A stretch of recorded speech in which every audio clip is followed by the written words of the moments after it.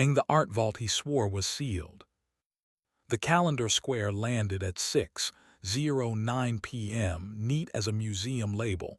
Founders dinner, East Wing late. 2 minutes later, Avery texted, "Don't wait up. Curator wants me to sit in on conservation demo. Proud of me." Read he spends the heart when the rest of the sentence would prefer not to be catalogued. I turned the flame beneath the ragu down to the kind of simmer that calls itself maturity, and looked across the park at the museum's limestone facade. The glass roof of the new pavilion glowed like politeness. The square on my phone pulsed once and then pretended to be neutral. I rinsed an already clean spoon, because some evenings the only honest verb available is unnecessary. At 6:31 my phone buzzed with a number I didn't recognize and a message that recognized me anyway. If he's at Founders dinner, why did he just badge the freight corridor to the underground vault?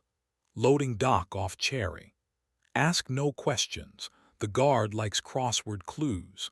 Signed with a single letter, V, as if the alphabet had leaned on a dolly and promised to keep watch. Vale runs night security with the calm of a man who has convinced ghosts to sign the visitor log. He and Avery trade competence in the dialect of donors and doors. He and I have shared 2 cigarettes on the loading dock, while fog did its best impression of old secrets, and once a laugh that made the motion sensor wonder if joy counts as an intruder.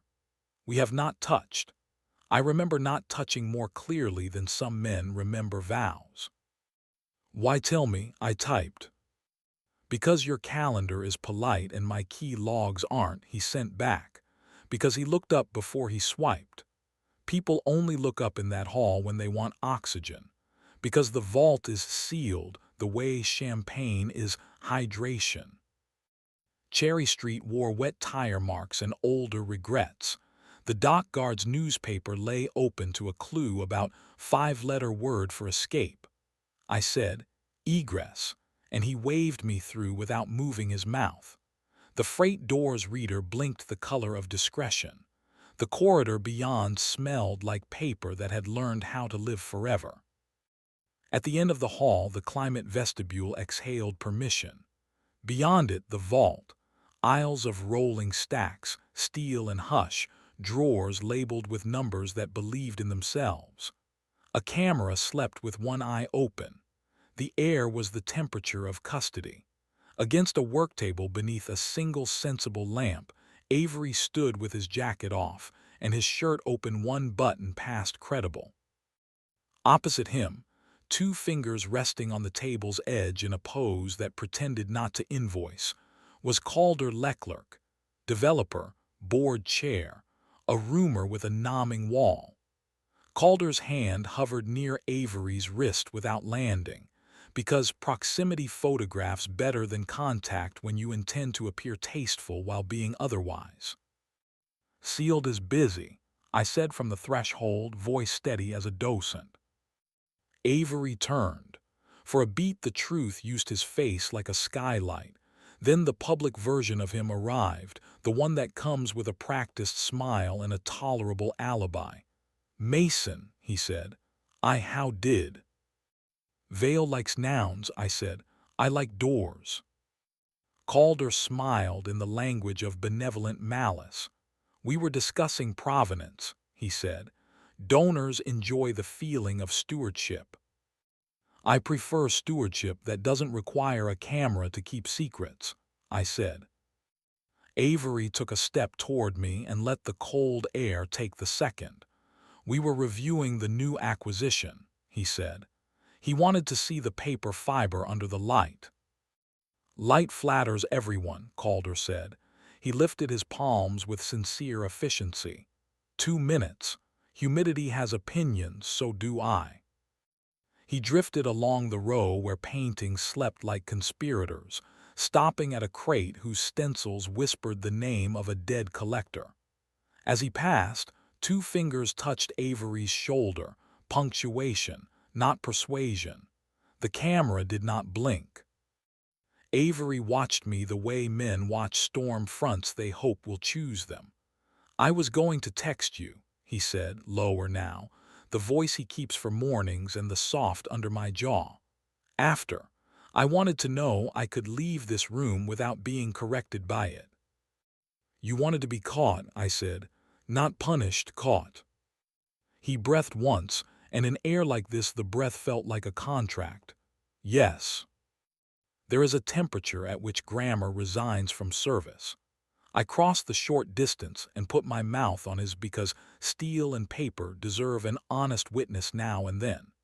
He kissed back with the relief of a man who has been practicing restraint for patrons who adore it in other people. He tasted like Donner Chablis cooled by conditioned air. My thumb found the hinge of his jaw and pressed. He made the small, involuntary sound I keep receipts for. His palm slid under my shirt and flattened between my shoulder blades like a promise that refuses to be accessioned. We didn't undress. The vault charges extra and the camera learns quickly. He broke the kiss first because he knows the exact second heat begins auditioning for narrative. He rested his forehead against mine. The HVAC whispered its ministry. I didn't kiss him, he said.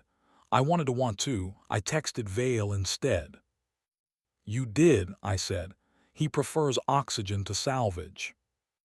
From the crate's shadow, Calder tilted his head with the economy of a man who has always known where the light is. He didn't move closer. Somewhere above us, the museum tried on applause. Come home, Avery said. After I thank the guard who reads, I said. Vale stood in the vestibule with his keys hooked on a finger and the kind of stillness that convinces alarms to behave. He didn't smile. He also didn't make mercy expensive. House sweep hits sub-basement in 90, he said. If you don't want to meet a registrar who knows your favorite verbs, take print storage, service stair, out past the cafe dumpsters. You sent the message, I said. I opened a door, he said. You two remembered how to walk. We took print storage, where shallow drawers held secrets on rag paper, and a cracked litho stone eavesdropped on our breathing. The service stair pretended to be reluctant, and then joined our cause. The alley behind the cafe smelled like burnt sugar and espresso that had decided to stay up all night. We walked home the long way, because lobbies like gossip and sidewalks mind their own weather. In the kitchen, the ragu forgave me like an old priest. We ate standing, the way mammals do when ceremony is a luxury.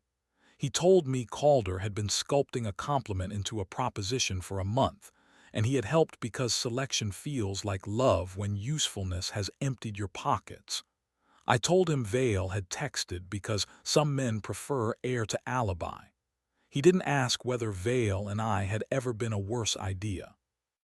I didn't describe the exact way a halogen backlight draws a border around his mouth when he lights his cigarette. Later in bed, we left a sliver of cool between us like a reservation and then let it surrender because the night had already spent too much of our restraint. He kissed me with the steadiness I've learned to trust more than policy. I put my mouth where his jaw loses confidence and told it a morning. It was heat without theater. The building minded its radiators. The museum, across the park, held its breath around its valuables and politely forgot our names. He fell asleep with his hand on my wrist, not as proof, not as claim, just counting the animal we've decided to keep. Morning behaved. Coffee made its case, sunlight sorted itself into squares, and the calendar for tonight stayed blank, which in this city is the kink we can afford. Avery tied a tie over a throat I intend to retire with patience and kissed me like the door already knew our names. He left to rehearse a donor breakfast that would attempt to flatter the past. At 9:16, a text arrived from a number saved as one letter. No vault cam saw anything but boxes. I looped a humidity test for 20. Consider it preventive care. I sent, you're very proud of your preventive care. He replied, I'm proud of your exit. No punctuation correct. By noon, a culture blog posted a photo of Calder in the atrium with a caption about stewardship and legacy. I scrolled past. It wasn't our room. At 1:33, Avery texted a picture of our kitchen table with the plant we keep refusing to let die basking in a reasonable rectangle of sun. Room exists, he wrote. The week tried to behave like a well-lit gallery, orderly, interpretive, allergic to weather. Calder sent a revised pledge with fewer adjectives and more commas. Avery laid it on the counter, read until the commas began to act like a harness, and set it face down. Then he came to me, pressed his forehead against my temple for a quiet count of 6, and let the air return to its hobby. 2 nights later, the museum held a members' preview for the new exhibit, Honest Tickets, Real People, Children Trying to Outsmart Stanchions. We went together, because sometimes the correct grammar is plural. Vale nodded once from the stairwell like an usher who has picked a side. Calder shook Avery's hand while a photographer persuaded a sculpture to perform. A reporter asked about legacy. Avery pointed at a gallery attendant teaching a kid to hold his hands behind his back and said, "Legacy is what keeps rooms gentle." And the reporter wrote it down like she'd earned a truth. On the way home, we cut through the sculpture garden where the night stores its iron. Avery slid 2 fingers into my back pocket in the way that says not mine but here, and the city decided to mind its business. We burned the leftover pasta and ate it anyway.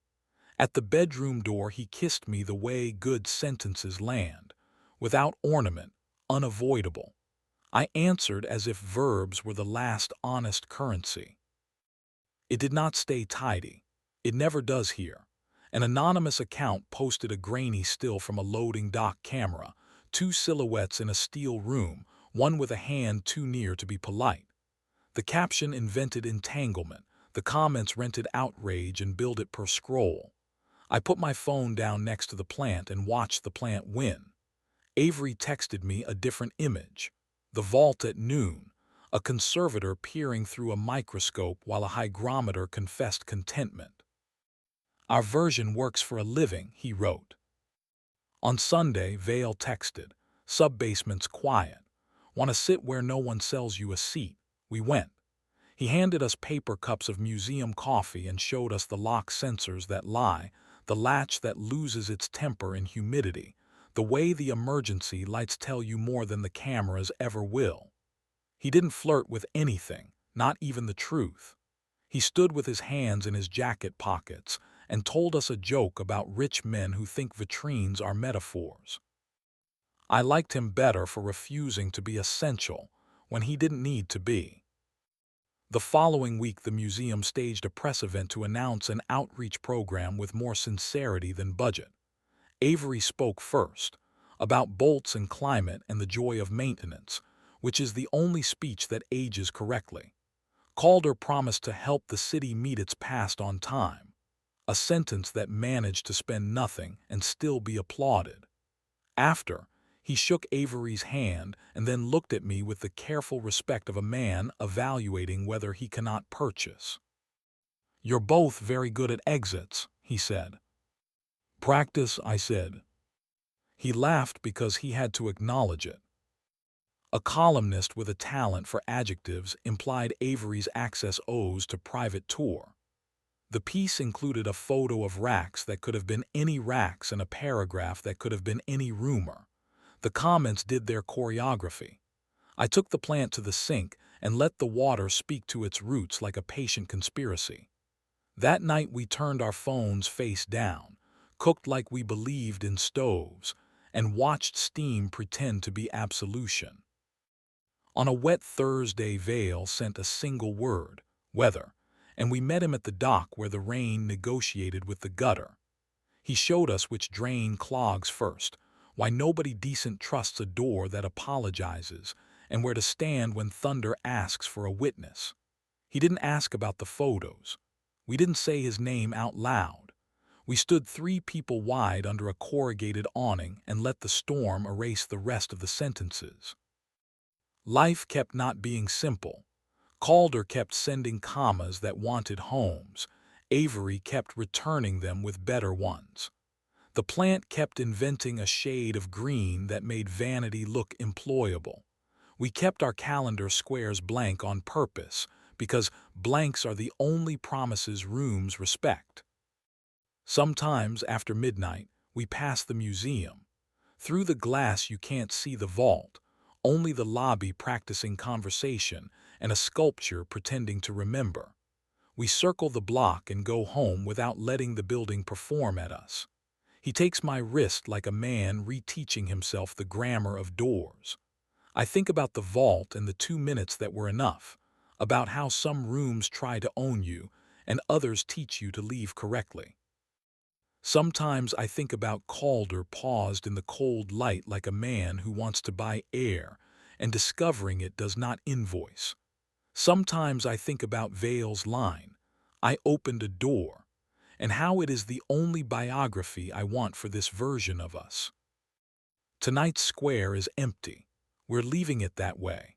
Let the museum keep its labels and the city its applause. We have the service stare, a plant we refuse to let die, and the quiet grammar of a decision that knows where it belongs. Not in the rumor, not in the photo, but in the mouth that learned to say come home and mean it. If we get caught again, let it be by each other. The rest of the world can rehearse legacy. We'll be in the room that doesn't need it, counting breaths until they sound like custody, and calling that enough.